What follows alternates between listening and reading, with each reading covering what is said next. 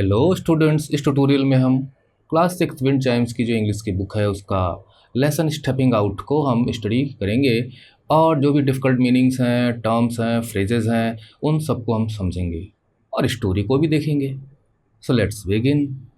इसके राइटर के बारे में थोड़ा सा हम जान लेते हैं।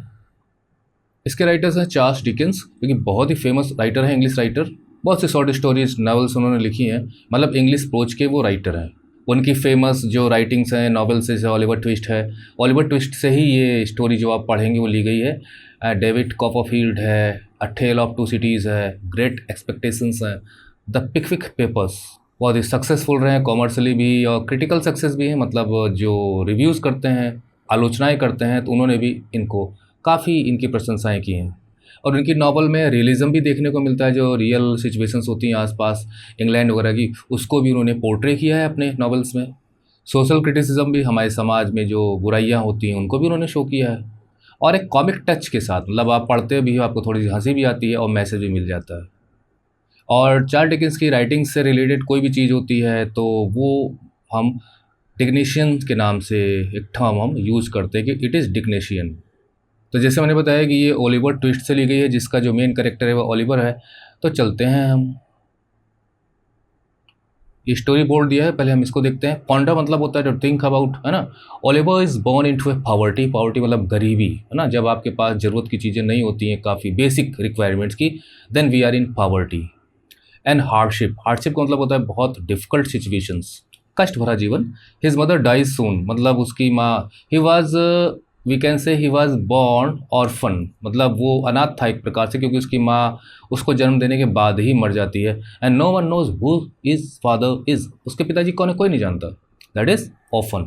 Oliver is sent to workhouse, उसके बाद उन्हें एक वर्क हाउस में भेजा जाता है, मतलब ये पुअर हाउस हम इसको कहेंगे, जहाँ पे गरीब लोग, पॉवर्टी रिडन लोग जो होते हैं, उन्हें वहाँ भेजा जाता है। तो वहाँ उनको काम भी करना पड़ता था, बहुत बैड सिचुएशंस होती थी, और वर्क हाउस रियल में हुआ करते थे इंग्लैंड में। Oliver is sent to a workhouse where orphans were made to work and starve, जहाँ पे जो ऑफन्स होते थे, मतलब जो अनाथ होते थे, उन्हें काम करना पड़ता था, और इतनी बैड कंडीशंस होती थी कि उन्हें स्टार्व भी करना पड़ता था, मतलब भूखों मर जाया करते थे। स्टार्वेशन, स्टार्व, भूखों मरना, die out of hunger, lack of food. Oliver is eventually, मतलब कुछ इवेंट्स घट रही हैं, कुछ हो रहा है, तो लास्ट में होते होते क्या होता है, उसके लिए हम यहाँ पे इवेंचुअली प्रयोग करते हैं, मतलब हिंदी में बोलते हैं अंततः, अंततः, त्वा, आखिर कर, इस तरह से। Oliver is eventually sent to a work for mister Sowerberry, तो अंततः फिर उन्हें एक व्यक्ति के पास भेजा जाता है उसके अंडर में काम करने के लिए, मतलब ये व्यक्ति और इसके अंडर में काम करने वाले लोग उसके अप्रेंटिस कहलाएंगे। तो वो सॉवरबेरी के यहाँ भेजा जाता है, but after the letters apprentice, letters का मतलब होता है कि अगर पहले ओलिवर का नाम आया है, बाद में सॉवरबेरी का नाम आया है, तो लेटर इनके लिए होगा, मतलब बाद वाले व्यक्ति ने, सॉवरबेरी के एक अप्रेंटिस ने। अप्रेंटिस होता है कि न्यू लर्नर, अंडर ट्रेनी होता है जो जाकर कहीं पे कोई चीज़ सीखने की कोशिश करता है। आप कह सकते हो कि सॉवरबेरी के अंडर में काम करना सीख रहे थे लोग, या उसके कहने पे चलते थे। अप्रेंटिस जिसका नाम था नोह क्लैफूल, तो इसने कुछ उसकी माँ के बारे में कह दिया था, इंसल्ट्स हिज मदर। ओलिवर अपना टेम्पर, यानी अपना जो गुस्सा उसको आ जाता है, लूजेज इज टेम्पर, मतलब टू बिकम एंग्री। और देखिए यहाँ पे इसने पिटाई शुरू कर दी, और वहाँ घर वाले इसको पिटाई कर रहे हैं। अनफेयरली पनिश्ड, देखिए फेयरली मतलब होता है कि भाई आपने किया है, आपको उसका पनिशमेंट मिल रहा है। अनफेयरली पनिशमेंट का मतलब होता है कि आपको जो पनिशमेंट मिलना चाहिए उससे कहीं ज़्यादा पनिशमेंट आपको मिला। तो अन्यायपूर्ण जिसे हम कहते हैं, नॉट फेयर, तो गलत तरीके से उसे पनिश मिला और फिर उसे भूखों मरने की नौबत आ गई। ओलिवर रन, मतलब उसको फिर और परेशानी में डाल देते हैं लोग। तो ओलिवर रन्स ऑफ, वो भाग जाता है अर्ली वर्ल्ड मॉर्निंग, एक सुबह। ही हैज़ हार्डली अ पेनी, उसके जेब में एक पेनी भी नहीं होता, एक पैसा भी नहीं होता, but he is desperate, desperate मतलब to escape this torture. Torture का मतलब ये जो यहाँ पे यातना, उसको परेशान किया जाता था, सताया जाता था, है ना, टॉर्चर किया जाता था। तो वो स्केप का मतलब होता है कि आप कहीं से भाग खड़े होते हो बच के, है ना, आँख चुरा के, बचा के। डेस्परेट का मतलब होता है कि निराश, होपलेस, अब कुछ शायद हो नहीं पाएगा। तो एक प्रकार से कहते हैं कि बेचैन था वो यहाँ से भाग जाने के लिए, desperate. So Oliver decides to walk 70 miles to London, वो 70 मील वहाँ से लंदन दूर होता है, तो वो पैदल ही वहाँ से रवाना हो जाता है। ओलिवर एक लड़का है, बॉय है। ही हैज़ नो फूड, उसके पास फूड नहीं है खाने के लिए, पीने के लिए पानी नहीं है, पैसा नहीं है। बेगिंग इज़ इलीगल, और वहाँ पर भीख मांगना गैर कानूनी था, सज़ा मिल सकती थी। बाय द टाइम मतलब जब तक, ही reaches a town, by the time मतलब जब तक, ही रीचेज अ टाउन जब तक वो शहर पहुंचता है, शहर के आउटसाइड में ही होता है, मेन टाउन में नहीं पहुंच पाता लंदन के वो। देखिए यहाँ पे पास आउट का जो मीनिंग है ना, ये फ्रेज है जिसका मीनिंग होता है कि वो चलते चलते और उसके पास खाना भी नहीं था, कुछ नहीं था, तो बेहोश होने की स्थिति में हो जाता है। ही वॉज अबाउट टू मतलब जस्ट वो पास आउट होने वाला था, मतलब बेहोश होने ही वाला था, गिरने ही वाला था। जैक डॉकिंस, अब ये नाम आप याद रखिए, है ना, एक मेन कैरेक्टर ये भी है, Jack Dawkins, who goes by the name nickname, उसका जो पुकारा जाने का नाम था वो था आर्टफुल डज ना, आर्टफुल डज। देखिए आर्टफुल हम उसे कहते हैं जो व्यक्ति ट्रिकी होता है, मतलब ट्रिक से वो लोगों को चकमा दे देता है। डॉज का मतलब होता है चकमा देना, DODG, है ना, मतलब अचानक सडन मूवमेंट से आप किसी को चकमा दे के चले जाते हो, धोखा देना, ट्रिक करना। आर्टफुल, धूर्त, कपटी, चालाक, तो चालाक भी था काफ़ी, और डॉज भी कर देता था, लोगों को ट्रिक से धोखा भी दे देता था, तो इसलिए उसका नाम था, उसको पुकारा जाने का नाम था आर्टफुल डच। तो वो जैसे ही मतलब गिरने वाला था उसी समय वो वहाँ पे ये वेब पहुँचता है, ओलिवर को देखता है, ही बाइज हिम, फिर उसके लिए वो लंच खरीदता है, ऑफर्स मतलब पेश करता है उसे फ्री बोर्डिंग। देखिए बोर्डिंग मतलब होता है कि to live at like hostel वगैरह जैसे जहाँ पे लोग जाके रहते हैं, तो बोर्डिंग उसे कहेंगे, मतलब आप घर से बाहर हो, कोई भी अरेंजमेंट जहाँ रहने का किया जाता है वो बोर्डिंग हो जाता है। At the home of A gentleman, तो वो कहता है कि पेश करता है, तो ही उसे लंच खरीदता है, फिर उसे ऑफ़र करता है कि चलो मैं तुम्हें एक जेंटलमैन के पास लेके चलता हूँ, बहुत ही सज्जन पुरुष हैं, बहुत ही अच्छे व्यक्ति हैं, और वहाँ पे तुम रह सकते हो, और फ्री बोर्डिंग वहाँ पे, मतलब कुछ पैसा नहीं देना पड़ेगा। Oliver meets the gentleman, Oliver उसके साथ चला आता है, उस जेंटलमैन से मिलता है जिसका नाम है फैगिन। अब ये फैगिन कितना जेंटलमैन है आगे देखते हैं। इन आ डिलेपिटेटेड मतलब कि बहुत ही टूटे फूटे, जीर्ण शीर्ण, बहुत ही पुराने ओल्ड हाउस में था। ऑन अ ग्राइमी का मतलब होता है फुल ऑफ डर्ट, वहाँ पे काफ़ी धूल वगैरह थी, गंदगी थी। ग्राइमी लंदन स्ट्रीट, तो एक ऐसी स्ट्रीट में वो बना हुआ था जिस स्ट्रीट, गंदी स्ट्रीट थी, एक प्रकार से डर्टी स्ट्रीट थी, और वहाँ पे फैगिन का टूटा फूटा सा घर था। The place is dirty, place तो डर्टी है, and full of odd characters, वहाँ जो उसे लोग नज़र आते हैं उन्हें उसने वो उसको ऑड लगते हैं। करेक्टर्स का मतलब हो गया व्यक्ति वहाँ पे जो थे, करेक्टर्स उन्हें हम कहेंगे the persons, the people there.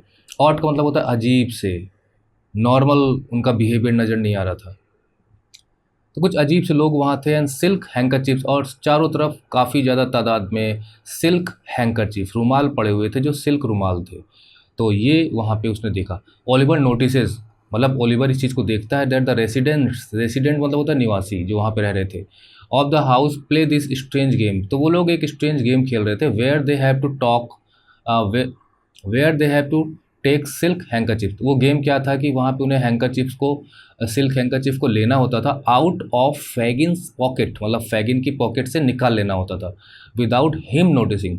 यानी वो गेम ऐसा था कि लोग आसपास फैगिन के घूमेंगे और उसके बाद फैगिन की जेब से वो रुमाल को निकालेंगे और इसे पता नहीं चलना चाहिए, मतलब यहाँ पे वो उसे जेब कतरा वाला, मतलब ये तो ट्रेनिंग दे रहे थे कि लोगों की जेब काटो।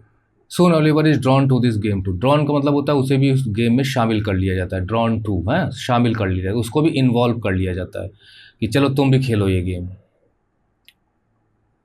But is fans go out to work every day, लेकिन जो उसके मित्र होते हैं, अब सबके सब मित्र बन गए उसके, वो रोज़ कहीं ना कहीं कुछ काम करने जाते थे। And he wants nothing more than to accompany them, और वो जो ओलिवर है यहाँ पे ही ओलिवर के लिए आया, वो भी चाहता था कि वो उनको अकम्पनी करे, मतलब वो बाहर निकले और उनका साथ दे। अकम्पनी मतलब होता है टू गो विथ, टू, या to go with, to spend time with, या टू लिव विद, है ना, तो वो भी उनका साथ देना चाहता था। अब यहाँ से फिर ये स्टोरी स्टे से स्टार्ट होती है। One morning Oliver obtained the permission, obtain मतलब रिसीव्ड, गॉट, उसे मिली परमिशन, तो उसने परमिशन प्राप्त की। He had so eagerly sought, देखिए सॉट मतलब होता है कि वो जब जब हम कोई चीज़ पाना चाहते हैं, लेना चाहते हैं, तलाश करते हैं, हम चाहते हैं कि हमारे पास वो चीज़ हो, we want to have it, we want to take it, तो वो वहाँ पे हम सीख का पास्ट टेंस से सॉट। और ईगरली का मतलब होता है कि he was waiting with great interest, बहुत इंतजार कर रहा था उस चीज़ का कि उसे ये हो, सो उत्सुकता से वो चाहता था। Sought wanted this permission to go out, तो इंतजार कर रहा था कभी उसे बाहर निकलने का मौका मिल जाए, तो उस दिन उसे परमिशन मिल जाती है to go out and work on the streets, वो भी बाहर जाए और स्ट्रीट्स पर काम करे। Old Fagin placed him under, placed him मतलब रखना, under the joint guardianship, guardianship मतलब होता है कि देख रेख में, की रिस्पॉन्सिबिलिटी में। तो he was put under the responsibility of, मतलब उसे अकेले नहीं छोड़ा गया। जो लोग रोज़ाना निकलते थे कुछ काम करने के लिए, क्या काम करने के लिए जाते थे इसे तो पता नहीं था ओलिवर को, वो तो घर पे रहता था, मतलब वही उस हाउस में रहता था। तो उसे जब बाहर भेजा गया तो किसी के निर्देशन में, किसी की गार्डियनशिप में भेजा गया, किसी की देख रेख में भेजा गया, और उसका नाम था Charlie Bates and his friend, और उसका जो मित्र था जिसका नाम था आर्टफुल डॉजर। तो यहाँ पे 3 लोग हैं, ओलिवर है, चार्ली बेट्स है और artful Dodger. The 3 boys salaried out, यहाँ पे इसके मीनिंग्स दिए हैं, तो हम इसके मीनिंग ही पहले देख लेते हैं क्या दिया गया। Went out in order to do something orphan and humorously, मतलब वो मस्ती में वहाँ से रवाना हुए कुछ करने के लिए, और हंसी खुशी मजाक करते हुए, बात करते हुए, ठीक। सो दे सेट आउट, है ना, निकल पड़े वो लोग to rush out. The Dodger with his coat sleeves, तो डॉजर ने कोट स्लीव्स टक्ड अप, तो उसकी जो कोट की जो बाहें थी उनको टक किया हुआ था। देखिए यहाँ पे टक का मतलब ये है कि उसने बाहों को मोड़ा हुआ था। जब आप किसी चीज़ को उसके एज से मोड़ते हैं, कहीं पे उसे खोसते हैं, सिकोड़ते हैं, लपेटते हैं, तो उसने बाहों को मोड़ा हुआ था। एंड इज हैड कॉक्ड, और उसकी जो टोपी थी वो कॉक्ड थी, मतलब एक तरफ उसने उसको एंगल दिया हुआ था, झुकाया हुआ था एज यूजुअल, तो वो अक्सर ऐसे ही पहनता था। देखिए यहाँ पे अगर बना हो कहीं डायग्राम, ये इनकी टोपियाँ हैं, तो इस टोपी को थोड़ा सा झुका लेना, इस टाइप से है, वो इस टाइप का होगा एंगल, या थोड़ा सा इधर कर देना, इधर कर देना, तो ऐसे ही वो पहनता था। Master Bates sauntering along with his hands in his pocket, sauntering का मतलब होता है कि to move in a relaxed way, ऐसे चहलकदमी हुए करते हुए, जैसे मतलब कोई उनका मोटिव ना हो, कोई उसका उनका कोई पर्पज़ ना हो, उद्देश्य ना हो, बस ऐसे ही कभी यहाँ कभी वहाँ ऐसे टहल रहे हैं। साउंटरिंग अलॉन्ग मतलब they are walking, here they have set out, वो लोग रवाना होते हैं। यहाँ पे वो चहलकदमी करते हुए ऐसे ही यहाँ वहाँ देखते हुए, ना दौड़ रहे हैं ना बहुत तेज चल रहे हैं, दस साउंटरिंग, टहल रहे हैं। Along with his hands in his pockets, और उसके जो हाथ हैं वो दोनों उसकी पॉकेट में है। जो मास्टर, यहाँ पे मास्टर लिखा गया है क्योंकि वो भी एक लड़का ही है, मतलब सारे के सारे लड़के ही हैं। आर्टफुल डॉजर भी ओलिवर की उम्र का ही है। तो मास्टर जनरली हम लिखते ना लड़कों के नाम के साथ मास्टर, या हम कह सकते हैं कि वो खुद ही बड़ा ही मास्टर था इस काम में, जिस काम के लिए वो निकला था। क्या काम था आगे देखते हैं। And Oliver between them, Oliver उन दोनों के बीच में था, मतलब बेट्स और आर्टफुल डॉजर और उसके बीच में Oliver. Wondering where they were going, तो ओलिवर ये सोच रहा था, वॉन्डरिंग मतलब ही वॉज थिंकिंग ये लोग जा कहाँ रहे हैं। And what he would be instructed in first, instructed मतलब टोल्ड टू डू, इंस्ट्रक्ट मतलब होता है कि आपको क्या कहा जाएगा करने के लिए। तो उसने सोचा कि बाहर तो आ गए लेकिन मुझे क्या काम करने के लिए कहा जाएगा पहले।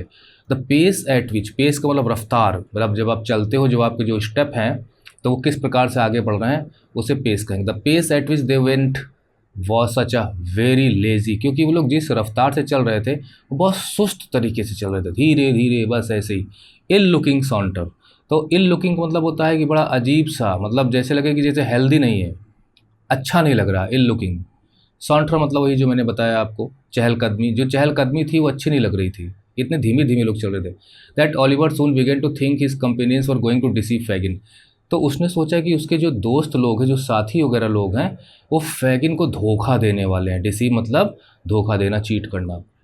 जिसके घर में ये लोग रहते थे तो उन्होंने सोचा कि फैगिन ने एक दिन को बाहर भेजा है काम करने के लिए, और ये लोग काम करने की बजाय चहलकदमी कर रहे हैं, घूम रहे हैं, यानी फैगिन को पता ही नहीं कि ये लोग इसी तरह से टाइम पास कर देते हैं। ये ओलिवर सोच रहा था। By not going work at all, क्योंकि वो लोग कुछ काम ही नहीं कर रहे थे।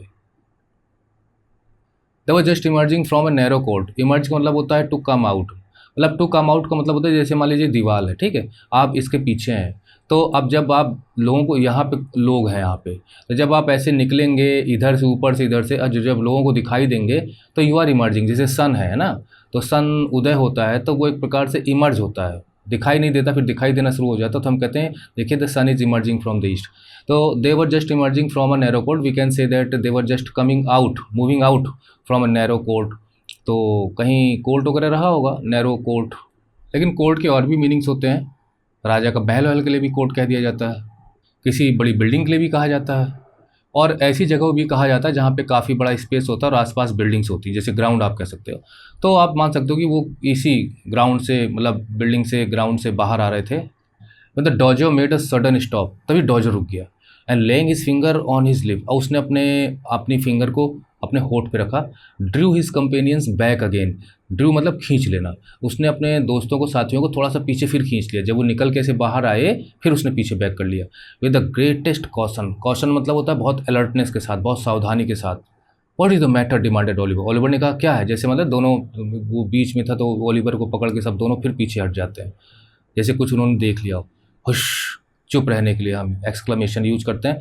Reply the Dodger, do you see that old cove at the basketball, क्या तुम, देखिए ये जो कोर्ट था ना, ये टेनिस बास्केटबॉल खेलने के लिए भी कोर्ट होता है।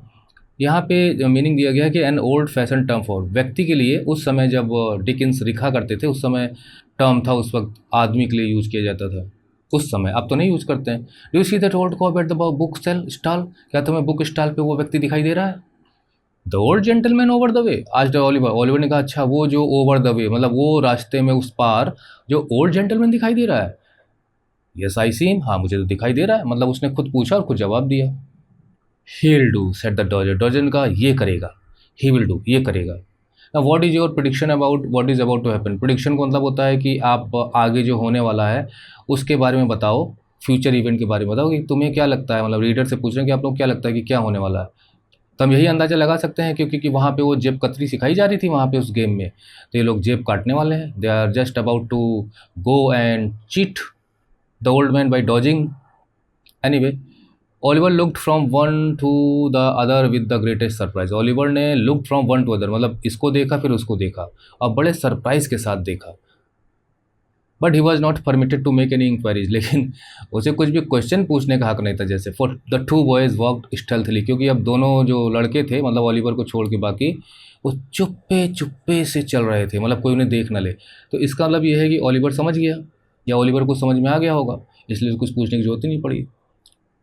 Across the road and slunk close behind the old gentleman, slunk का मतलब होता है, ये वर्ड स्लिंग से बना है, मतलब जब हम लुक छिप कर ना कोई हमें देख न ले, अटेंशन को अवॉइड करते हुए जब हम मूव करते हैं, चाहे हम नीचे झुक के मूव करें, जैसे भी मूव करें, तो वो है स्लिंग यानी slung. And slung close behind, तो वो चुपचाप नीचे झुकते हुए वो ओल्ड जेंटलमैन के पास पहुँचे, towards whom his attention had been directed, क्योंकि उनका पूरा का पूरा, टुवर्ड्स हुम का मतलब होता है वही जेंटलमैन जिसकी तरफ उनका पूरा अटेंशन था। डायरेक्टेड मतलब his attention was focused. Oliver walked a few paces after them, तो ओलिवर भी कुछ कदम, यहाँ पेसेस का मतलब होता है कुछ कदम, उनके पीछे पीछे आफ्टर देम गया। And not knowing whether to advance और रिटायर, नॉट नोइंग मतलब अब उसे समझ में नहीं आ रहा था, क्योंकि वो लोग देख रहे थे कि छुपे छुपे उसके पीछे जा रहे हैं, अब वो ओलिवर पीछे है, तो अब उसे समझ में नहीं आता वो एडवांस करे या रिटायर करे। देखिए एडवांस का मतलब होता है टू मूव फॉरवर्ड, वो आगे जाए उनके पीछे, या रिटायर या बैक हो जाए, मतलब जब व्हेन यू गो बैक या come back then it is retiring, और जब आप जहाँ से हैं वहाँ से आगे जाएंगे तो एडवांस, तो आगे जाए कि वो फिर वापस लौट जाए, अब उसे समझ में नहीं आ रहा था। Stood looking on in silent amazement, तो कुछ देर तो खड़ा होकर यही सोचता रहा। अमेजमेंट का मतलब होता है कि भौचक्का, एकदम आश्चर्यचकित, सरप्राइज्ड, ग्रेट सरप्राइज, क्या हो रहा है, अब वो क्या करे, क्या यही लोग करने आए हैं। The old gentleman had taken up a book from the sale, अच्छा ओल्ड जेंटलमैन क्या था, उसने स्टॉल से एक बुक ली हुई थी, देखिए यहाँ पे आप देख लीजिए डायग्राम में, ये है ना ऐसे, और ये है दोनों, और ये है ओलिवर। स्टॉल ये जो लगा हुआ है ना, ये स्टॉल है टेम्परेरी जो सेलिंग काउंटर है। And there he stood reading away, तो वहाँ पे वो यानी ओल्ड जेंटलमैन खड़ा था और वो वहीं पे पढ़ के देख रहा था किताब लेना है कि नहीं लेना। As hard as if he were in his elbow chair, और एज हार्ड एज इफ मतलब वो इतना तन्मयता के साथ, इतना डिवोशन के साथ वो उसे फोकस्ड होके पूरे मन लगा के उसे पढ़ रहा था, जैसे वो एल्बो चेयर में है। एल्बो चेयर मतलब जैसे आप आराम वाली कुर्सी में बैठे हों, है ना, अपने कोहनी वगैरह टिका उका के, तो वो मग्न था और भूल गया था कि वो बाहर खड़ा हुआ है, इतना आराम से वो उसे पढ़, इन हिज ओन स्टडी, अपने ही स्टडी में, अपने ही पढ़ाई में वो मस्त था, मगन था। इन हिज ओन स्टडी मतलब he was just his mind wrapped up in reading the book.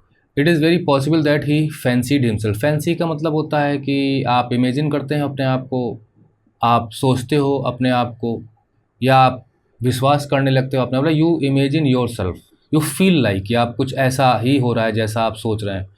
Himself there, तो वो किताब पढ़ रहा था और किताब पढ़ने के साथ साथ जो भी इसमें स्टोरी थी, जो कुछ भी लिखा था, तो उसी सोच में वो अपने आप को गुम किया हुआ था, उसने एकदम तन्मय मगन था। तो इतने आराम से पढ़ रहा था कि उसे अपना आसपास का होश नहीं था, जैसे वो घर में एल्बो चेयर पे बैठ के पढ़ रहा हो, उस तरह की फैंसी फीलिंग्स उसके अंदर आ रही थी। हिमसेल्फ देयर इंडीड, सच में, वास्तव में, सच्ची मुच्ची, ऐसे इंडीड।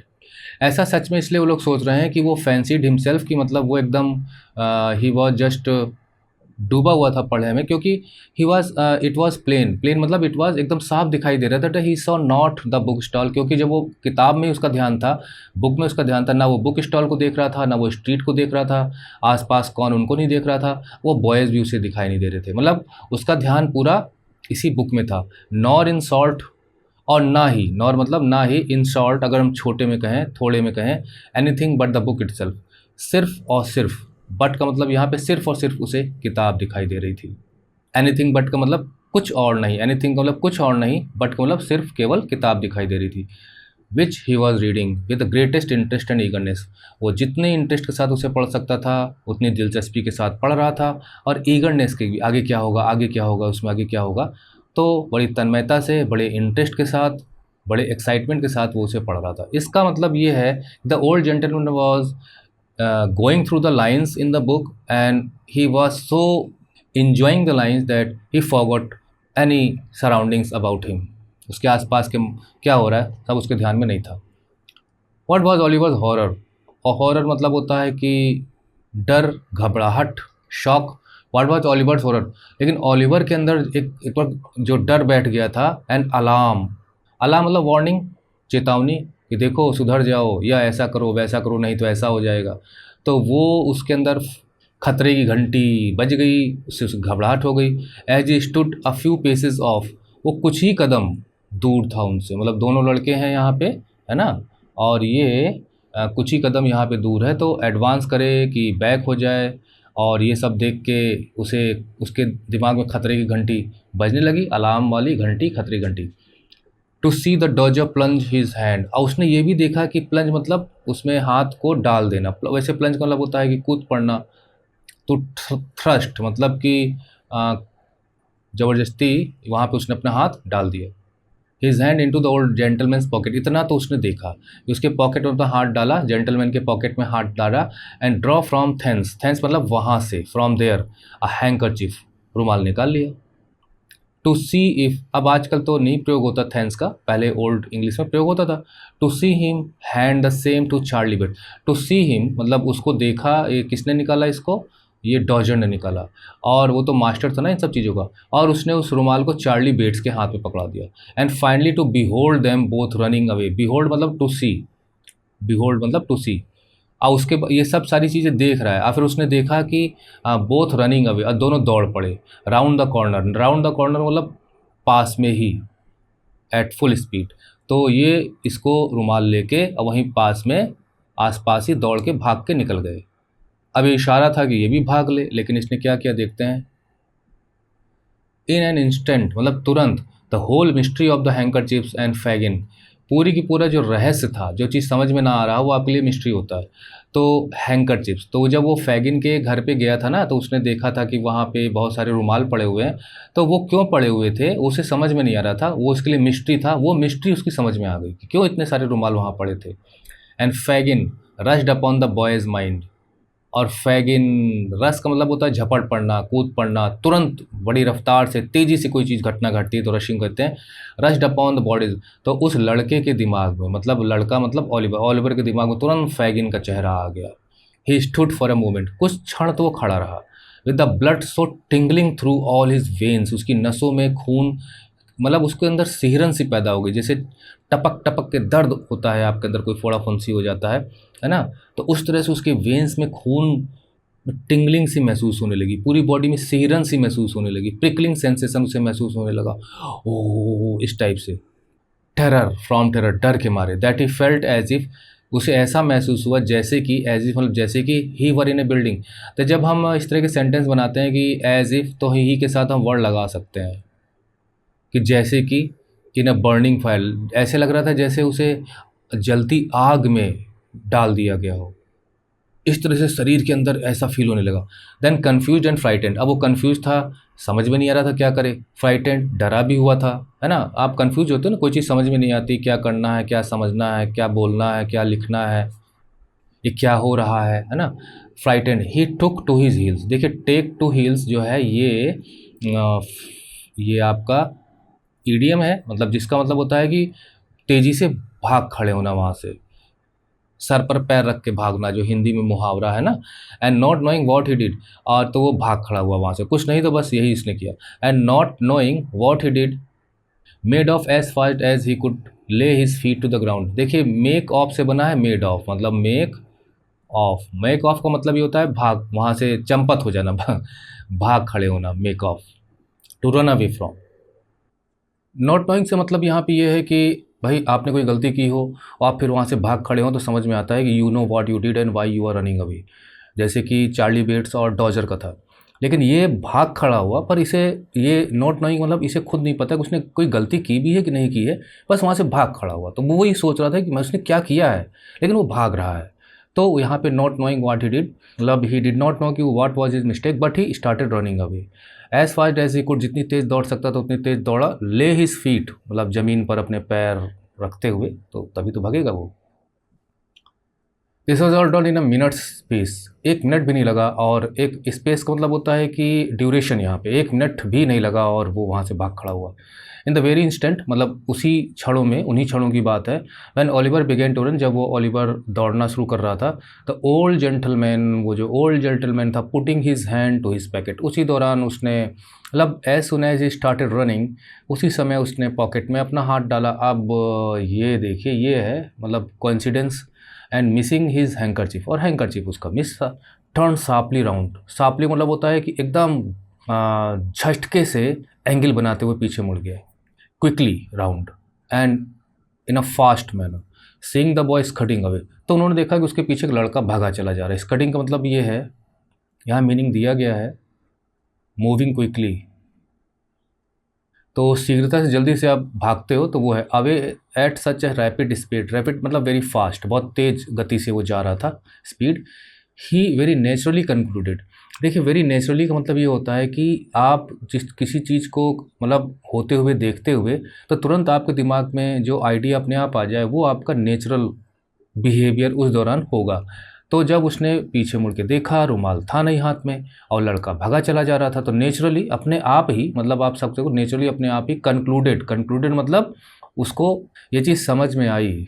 वैसे कंक्लूड करना होता है निष्कर्ष निकालना, कि जो कुछ हो रहा है उसका परिणाम क्या है, मतलब क्या निकल के चीज़ उसको समझ में आई। टू बी डिप्रीडेटर, की ये तो लुटेरा है। डिप्रीडेटर मतलब आप अनफेयरली कोई चीज़ किसी से ले लेते हो, तो यू आर डिप्रीडेटर, बिना मांगे बिना पूछे चुरा के। शाउटिंग स्टॉप थीप, और चोर को रोको, चोर को रोको with all his might, might मतलब पूरी ताकत लगा के बोला। He made of after him, book in hand, हाथ में किताब लिए हुए। मेड ऑफ मतलब वो भी वहाँ से तुरंत उसी जगह से भागना उसने शुरू कर दिया। आफ्टर हिम का मतलब उसके पीछे, मतलब किसके, ओलिवर के पीछे। But the old gentleman was not the only person who raise the hue and cry. अब यहाँ पे देखिए कि सोशल बिहेवियर आपको देखने को मिलता है जनरली, क्योंकि जो ह्यूमन साइकोलॉजी है वो तो हर जगह सेम काम करती है, चाहे हज़ारों साल पहले की हो। But the old gentleman was not only person, सिर्फ लेकिन वही पर्सन नहीं था जो दौड़ रहा था। ह्यू एंड क्राई, रेस का मतलब होता है कि आवाज़ उठाना, ह्यू एंड क्राई मतलब शोर गुल, हल्ला गुल्ला, एक पब्लिक आउटक्राई होती है, पकड़ो पकड़ो पकड़ो, है ना, कई लोग चिल्ला पड़ते हैं। The Dodger and Master Bates, Master Bates मतलब जो सपोर्टिंग करेक्टर है, डॉजर तो एक मेन करेक्टर है ओलिवर के साथ साथ। Unwilling to attract public attention, unwilling मतलब नॉट वांटिंग, हम जो नहीं चाहते हैं, तो we are unwilling there. Unwilling to attract public attention, वो पब्लिक अटेंशन अपनी तरफ चाहते नहीं थे, क्योंकि वो भी तो भाग रहे थे, पर वो पहले भाग निकले थे। तो बाय रनिंग अवे, अगर वो दौड़ते रहेंगे, भागते रहेंगे, ये डॉजर और मास्टर बेट्स, तो लगेगा कि ये लोग उसमें शामिल हैं। तो अब उन्हें दौड़ना नहीं चाहिए, जिससे पब्लिक अटेंशन उनकी तरफ ना जाए। द ओपन स्ट्रीट, वो भी ओपन स्ट्रीट में दौड़ रहे थे, मतलब ऐसे स्ट्रीट बनी हुई है, ये दौड़ रहा है आगे आगे, वो दौड़ रहे हैं। तो इस ओपन स्ट्रीट में दौड़ने से अच्छा है कि हम कहीं ना कहीं मुड़ जाएं। तो had merrily retired into the very first doorway round the corner. Merrily मतलब ओनली, सिर्फ, या आप कह सकते हैं नथिंग मोर देन दैट। तो वो बस इतना ही चाहते थे कि वो कहीं मुड़ जाए। तो he had, they had merely retired, retired मतलब went back into the very first doorway round the corner. तो उस स्ट्रीट में कोई भी मोड़ था, है ना, round the corner, round the corner मतलब पास में ही, जो भी मोड मिला वो उसमें रिटायर कर गए, मतलब दे वेंट देयर, घुस गए वहाँ पे। मतलब जो वो रनिंग फॉरवर्ड, तो वो मुड़कर एक प्रकार से बैक ही हुए, इसलिए यहाँ पे रिटायर्ड शब्द यूज हुआ है। They know sooner heard the cry, अब उन्हें वो शोरगुल सुनाई नहीं दे रहा था। एंड सॉ ओलिवर रनिंग, लेकिन ओलिवर दौड़ते हुए उन्हें दिखाई दे रहा था। देन, ये देन आया है नो सूनर के लिए, और नो सूनर देन का प्रयोग आप जानते हैं ग्रामेटिकल में, जब हमें ये कहना होता है कि ये हो भी ना पाया था कि ये चीज़ हो गई, ऐसा बस शुरू ही हुआ था कि ये चीज़ हो गई, इस टाइप के सेंटेंसेस हम बनाते हैं। No sooner than the bell rang the students came out, घंटी बजने भी ना पाई थी कि बच्चे बाहर निकल के चले आए। तो no sooner they heard the cry and saw Oliver running, जब उन्हें आवाज़ नहीं सुनाई दे रही थी और ओलिवर दौड़ता हुआ नहीं दिखाई दे रहा था, मतलब सब आगे निकल गए, और ये लोग गली में ही हैं, सब पब्लिक भी और वो लोग भी आगे निकल गए। देन, तो जैसे ही ये सब कुछ हुआ, मतलब ओलिवर दिखाई नहीं दिया, आवाज़ सुनना बंद हो गई, त्यों ही, देन मतलब यहाँ पे त्यों ही, मतलब ज्यों ही, नो सूनर का मतलब हो जाएगा ज्यों ही, और देन का मतलब त्यों ही। तो ज्यों ही उन्होंने देखा कि क्राई नहीं सुनाई दे रही है, ओलिवर रनिंग दिखाई नहीं दे रहा है, मतलब लोग आगे चले गए हैं। गेसिंग exactly how the matter stood, how the matter stood का मतलब होता है कि जब उन्हें पूरा मामला समझ में आ गया कि अब क्या हो रहा होगा, आगे निकल गए हैं लोग और अब सिचुएशन सेफ है, ये सब कुछ सोचना, that is how the matter stood, how the things were going on, how the situation was, है ना, ये सब समझने के बाद, अंदाज़ा लगाने के बाद, दे इशूड फोर्थ, इशूड फोर्थ मतलब केम आउट, बाहर आगे निकले, फोर्थ मतलब आगे, इशू मतलब निकल के आना। तो they issued forth came out and shouting stop thief, अब वो भी चिल्लाने लगे, चोर को रोको, चोर को रोको, ठू, वो भी चिल्लाने लगे। ज्वाइन द परसूट, परसूट मतलब पीछा, लाइक गुड सिटीजन्स, अच्छे नागरिक की तरह चोर को पकड़ने में मदद करने के लिए ये भी साथ में शामिल हो गए भीड़ में। अब इन पे कोई शक नहीं करेगा, ये देखिए देखिए कितने चालाक हैं बेचारे, मतलब उस साथी, अपने साथी को ही उन्होंने डुबो दिया एक प्रकार से। स्टॉप थीप, स्टॉप थीप, अब कौन इन पे शक करेगा, ये अच्छा तरीका है, आप क्राइम करो, उसके बाद भीड़ में शामिल हो जाओ जो उस क्रिमिनल को पकड़ रहा हो। देखिए यहाँ पे कितना हंसी मजाक वाला है, पक्षी भी दौड़ रहा है, ये भी दौड़ रहा है, एक प्रकार से ये शो करता है कि हमारी सोसाइटी में किस प्रकार से भेड़िया धसान वाला मामला होता है कि पब्लिक चिल्लाई और सारी पब्लिक उसी चिल्लाहट को फॉलो करना शुरू कर देती है बिना सोचे समझे। ये एक व्यंग है, सटायर है। There is a magic in the sound, उस साउंड में, अब यहाँ पे देखिए एक्सप्लेन भी कर रहे हैं Charles Dickens, there is a magic in the sound, उस साउंड में एक मैजिक है, जादू है। किस साउंड में?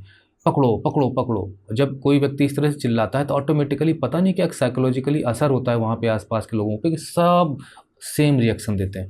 The tradesman leaves his counter, जब इस तरह की आवाज़ आती है तो जो व्यापारी है अपना दुकान काउंटर छोड़ के, द कारमैन जो कार के आसपास खड़ा हो, जो अपनी गाड़ी के आसपास खड़ा हो वैगन के, द बूचर मतलब बूचर जो मांस उस बेचते हैं जानवरों को काट के, थ्रोज डाउन हिज ट्रे, वो अपनी ट्रे को छोड़ के, the baker his basket, baker मतलब जो बिस्किट वगैरह बनाते हैं, ब्रेड और डबल रोटी वगैरह बनाते हैं, ब्रेड वगैरह या बेचते हैं, अपनी बास्केट को छोड़कर वो मतलब बेच रहा होगा चल चल के। द मिल्क मैन हिज पेल, दूध वाला अपनी बाल्टी को छोड़ के।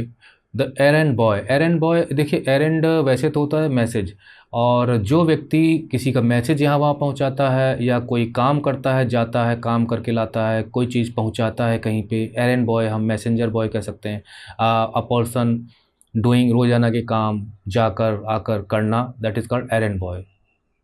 आप भी अपने घर के एरेंड बॉय हो सकते हैं, मम्मी ने कहा बेटा जाओ चीनी ले आओ, ये ले आओ, बोलो आप जाके चले आए, तो आप एरेंड को फॉलो कर रहे हैं।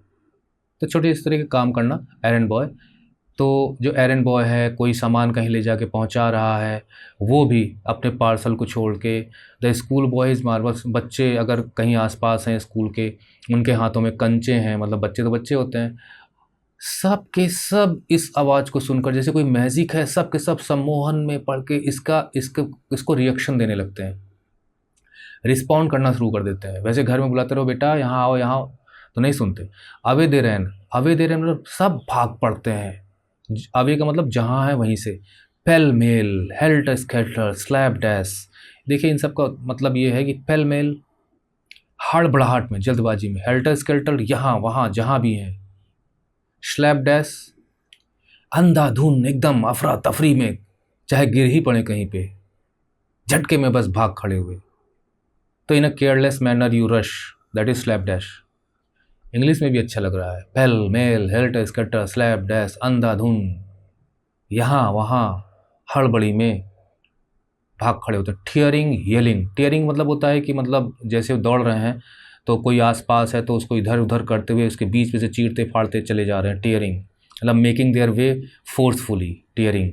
येलिंग, चिल्लाते हुए, एंड स्क्रीमिंग, चीखते हुए।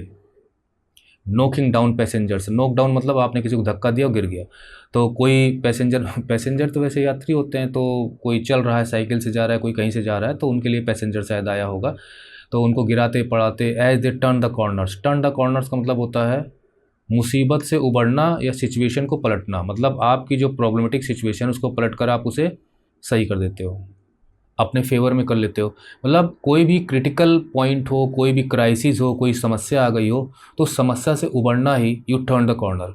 तो समस्या तो यहाँ चोर को पकड़ने की थी ना, तो उसी फिराक में लोग भागे चले जा रहे थे, तो they were trying to turn the corner, कि वो हेल्प कर रहे हैं, they are turning the corner. That is why it is written here कि they turn the corner, that is they were going to solve the situation. Rousing up the dogs. कुत्तों कुत्तों को भी अपनी आवाज़ से जगाते हुए। And astonishing the fowls. जो फाउल्स, जो ये मुर्गे वगैरह यहाँ दिखाई जा रहे हैं ना, ये यहाँ पे उनको भी आश्चर्यचकित में डाल दिया। कहाँ भागे चले जा रहे हैं सब, कहाँ भागे चले जा रहे हैं। एंड स्ट्रीट्स, स्क्वायर्स, कोर्ट, चाहे गली हो, चाहे वो चौराहा हो, चाहे कोई खुला मैदान हो, री इको, आवाज़ गूंज रही थी, पकड़ो पकड़ो विद द साउंड।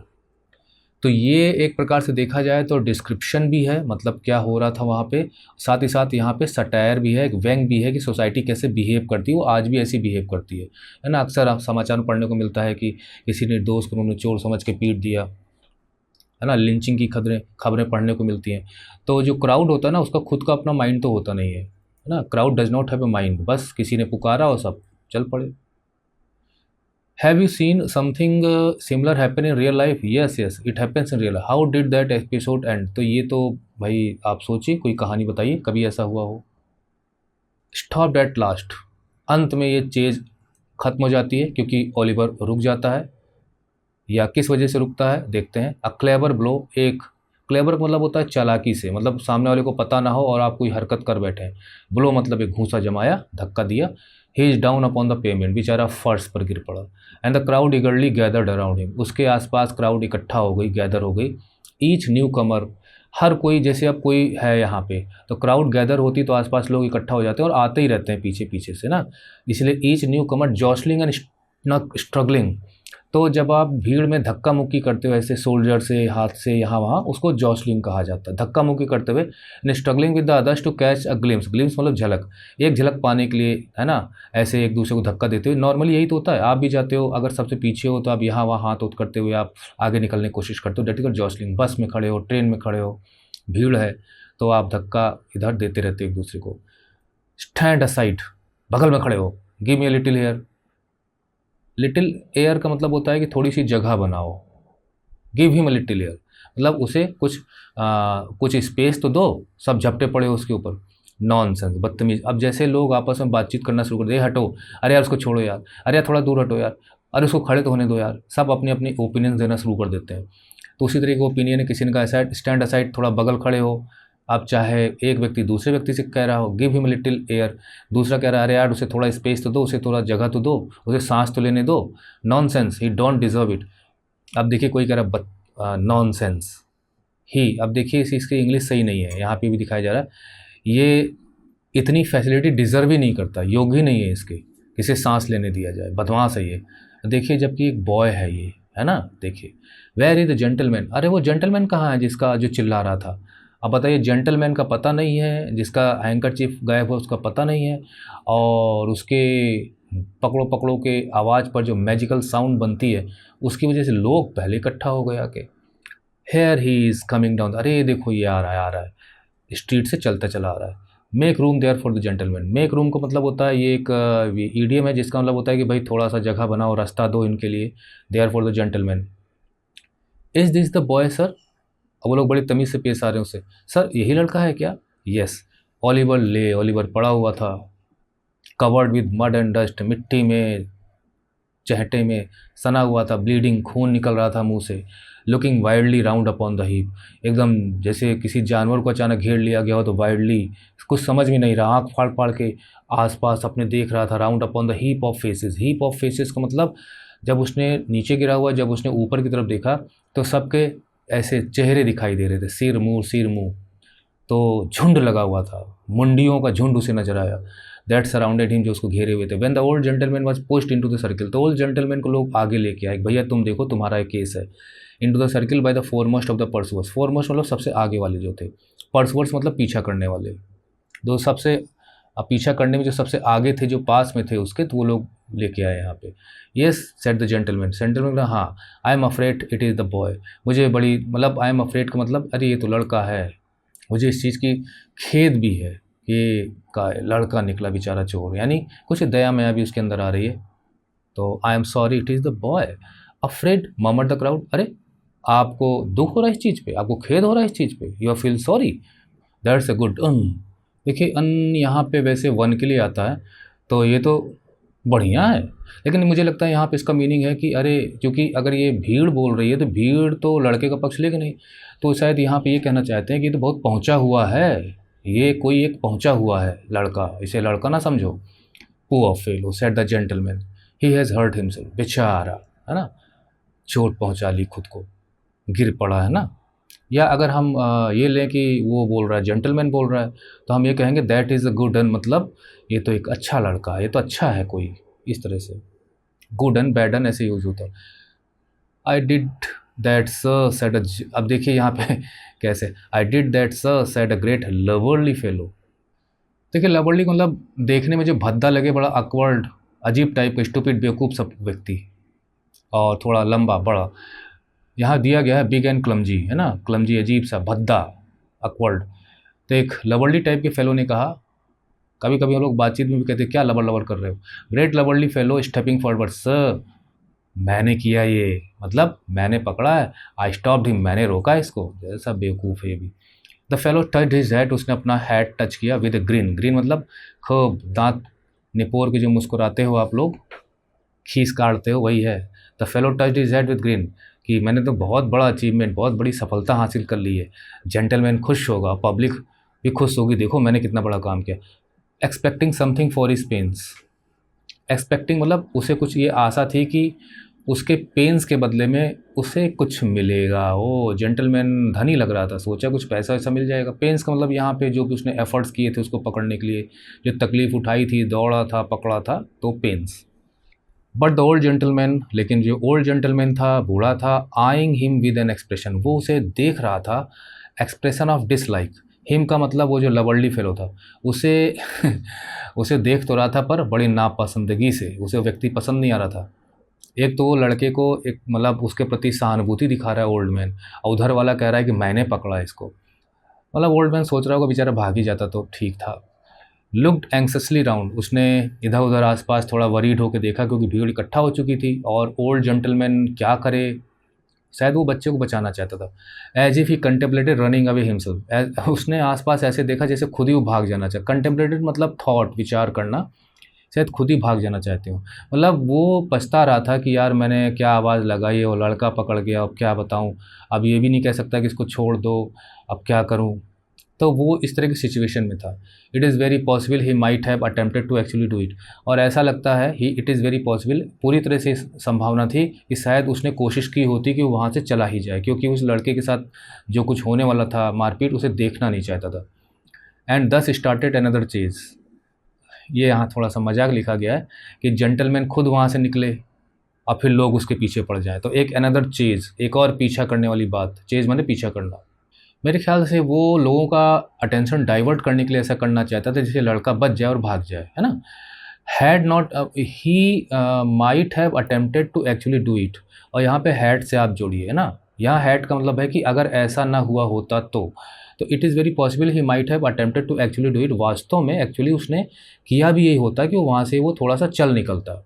एंड दस स्टार्टेड अनदर चेज, फिर एक और पीछा करने वाली घटना स्टार्ट हो जाती। Had not a police officer at that very moment made his way through the crowd, अगर, हैड का मतलब यहाँ पे लगा लीजिए अगर या इफ़, अगर वो पुलिस ऑफिसर, एक पुलिस ऑफिसर था, वो उस क्षण ना आ गया होता, क्योंकि उस भीड़ में से रास्ता बनाते हुए, है ना, made his way, make way का मतलब होता है कि आप सामने आपका रास्ता है नहीं और आप अपना रास्ता वहाँ पे बना रहे हो लोगों को हटाते हटाते। लोगों को इधर उधर करते हुए भीड़ में उसी वक्त पुलिस ऑफिसर आ गया। अगर ना आया होता तो शायद यहाँ चला जाता। And seized Oliver by the collar, तब तक कॉलर से ओलिवर को पकड़ चुका था, उसका कॉलर पकड़ के उसने उठा लिया था। Come get up said the man रफली, बड़े रूखे सूखे आवाज़ में, बहुत इम्पोलाइट वे में, धूर्तता के साथ, बदतमीजी से कि उठो। It was not me sir Indeed, वो कहता सर मैं नहीं था, इंडीड इंडीड सच में sir, it was two other boys, वो दो और लड़के थे जिन्होंने ऐसा किया था, said Oliver clasping his hands passionately. Passionately मतलब with great feelings and emotions, बेचारा रोते हुए पूरे दिल से, मतलब दिल से, पैशनेटली मतलब मन से, दिल से, अपने हाथ टाइटली पकड़ते हुए, मेरे ख्याल से यहाँ पे हाथ जोड़ते हैं, जोड़ते हुए, clasping his hand tightly holding his hands together, his hands and looking around, और आसपास देख रहा था। ऐसे ही होता है, जो सामने पकड़ गया, जो बच गया। दे आर हेयर समवेयर, ये लोग यहीं कहीं आसपास होंगे, आसपास देखते हुए। अगर इसका नाटक खेला जाए तो एक्टिंग अच्छी करने वाले से जम जाएगा प्ले।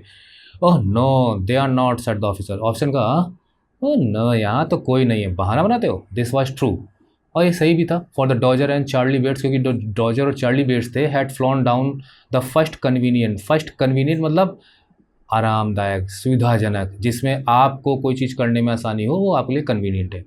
फ्लोन डाउन मतलब दौड़ के चले गए थे। कोर्ट यार्ड मतलब कोई आंगन, अहाता, जहाँ पे बाउंड्री हो।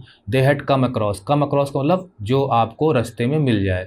तो चार्ली बेट्स जो दौड़ रहे थे साथ साथ इसके, तो रास्ते में ही उन्हें कोई कोर्ट यार्ड मिला, और उन्हें वहाँ पे लगा कि वो छिप सकते हैं, बच सकते हैं, इसलिए यहाँ पे कन्वीनियंट कोर्ट यार्ड लगा। मतलब it was good for them to escape and save them. तो जो भी कन्वीनियंट कोर्ट यार्ड मिला वहाँ वो चले गए थे, इसलिए दिखाई नहीं दे रहे थे। तो इसका मतलब दोनों यहाँ नहीं थे, तो छुप गए थे। कम गेट अप, चलो उठो, डोंट हर्ट हिम, अरे उसे चोट मत पहुँचाओ। सेड द जेंटलमैन कंपैशनेटली, सहानुभूतिपूर्वक, मतलब उससे एम्पैथी रखते हुए, सहानुभूति रखते हुए, काइंड फीलिंग्स रखते हुए उसने कहा, oh no I won't hurt him, अरे मैं ऐसे कहाँ चोट पहुँचाऊँगा। Replied the officer tearing Oliver jacket, तब तक उसने उसकी जैकेट पकड़ के उठाया तो थोड़ी सी फट गई। Tearing Oliver jacket half off his back, यानी लगभग उसके बैग के पीछे से यहाँ तक से वो फट गई थी। Tearing jacket half off his back in proof thereof. अब देखिए यहाँ पे कितना थोड़ा सा सेंसिटिव भी है मामला। प्रूफ क्या है यहाँ पे, उसने कहा मैं तुम्हें चोट नहीं पहुँचाऊँगा, और साथ ही साथ वो उसकी जैकेट से उसको पकड़ के खींच भी रहा है, जैकेट फट भी गई है, तो वो वास्तव में तो उसे हर्ट कर रहा है ना, और हर्ट कह रहा है कि मैं हर्ट नहीं कर रहा हूँ। तो यहाँ पे व्यंग है, सटायर है, और ये प्रूफ देते हुए कि देखो मैं उसे चोट नहीं पहुँचा रहा हूँ, और जैकेट से घसीट रहा है। तो प्रूफ एक प्रकार से एक सटायर है, स्टेटमेंट है जो बताता है कि पुलिस वाला बेवकूफ़ी कर रहा था, और उसको झटके से उठाते हुए, चोट पहुँचाते हुए कह रहा था मैं इसे कहाँ चोट पहुँचा रहा हूँ। तो हम लोग भी तो ऐसे ही कहते हैं ना, और करते उल्टा है। तो ये है सटायर। खम आई नो यू, चलो मैं जानता हूँ तुम्हें।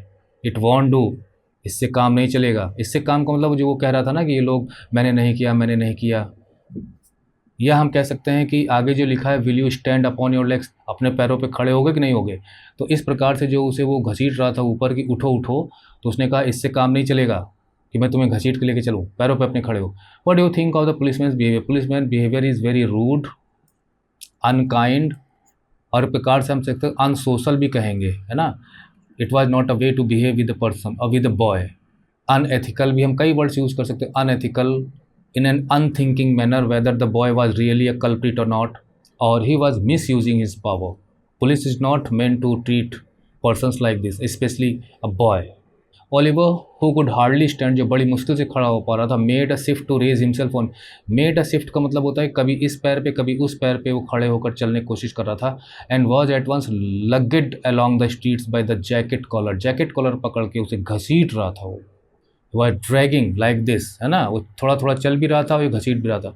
ये बहुत मतलब थोड़ा सा मन को दुखी कर देने वाला, एट अ रैपिड स्पेस, और तेज़ी से चल रहा था, जबकि बच्चा चल नहीं पा रहा था ठीक से। The gentleman walked on with them by the officer side. Gentleman बेचारा क्या करता, वो भी ऑफिसर के साथ साथ चल रहा था, शायद ये जेंटलमैन है।